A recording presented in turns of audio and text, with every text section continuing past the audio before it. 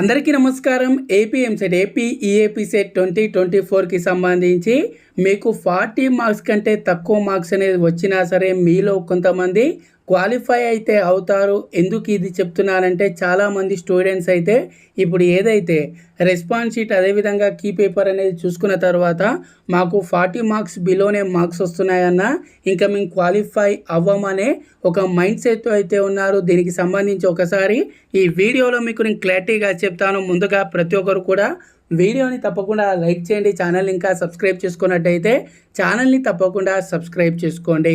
So friends, ముందుగా గుర్తుంచుకోండి, ఇప్పుడు మీరు కీ పేపర్ చూసుకున్న తర్వాత మీకు వచ్చిన మార్క్సే ఫైనల్ అయితే కావు. ఇది ముందుగా మీరు మైండ్లో ఉంచుకోండి. ఎందుకంటే మనకు ఏపీఎంసెట్కి సంబంధించి చూసుకున్నట్టయితే ఇంటర్మీడియట్కి సంబంధించి 25% వెయిటేజ్, అదేవిధంగా ఎంసెట్కి సంబంధించి 75% వెయిటేజ్ అయితే ఉంది. దీంతో పాటు మనకు నార్మలైజేషన్ ప్రాసెస్ అయితే ఉంటుంది. నార్మలైజేషన్ ప్రాసెస్కి సంబంధించి ఆల్రెడీ నేను మన ఛానల్లో క్లియర్ డీటెయిల్స్తో వీడియో అయితే చేశాను. వీడియోలు కొంతమంది మిస్ అవ్వచ్చు ఆ వీడియోస్, అందుకే మళ్ళీ చెప్తున్నాను. సో మనకు ఏపీఎంసెట్ చూసుకున్నట్టయితే కొన్ని షిఫ్టుల్లో మనకు కొన్ని డేస్లో కండక్ట్ చేశారు కదా.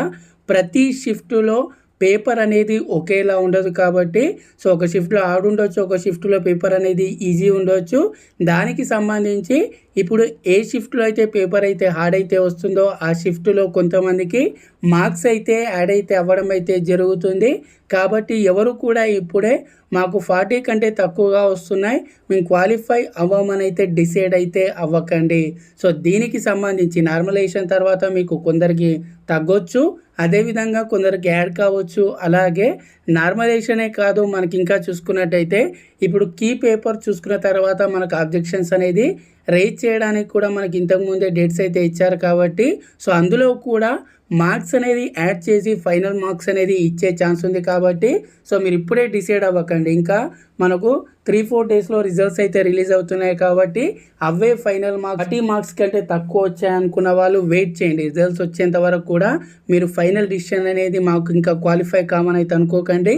రిజల్ట్స్ వచ్చేంత వరకు అయితే వెయిట్ చేయండి. రిజల్ట్స్కి సంబంధించి నేను ఎప్పటికప్పుడు ఆ రోజు మన ఛానల్లో లైవ్లో అప్డేట్ అయితే ఇవ్వడం జరుగుతుంది. సో ప్రతి ఒక్కరు కూడా ఛానల్ని తప్పకుండా సబ్స్క్రైబ్ చేసుకోండి. అలాగే ఈ వీడియోని తప్పకుండా లైక్ చేయండి, షేర్ చేయండి. Thanks for watching. జై హింద్.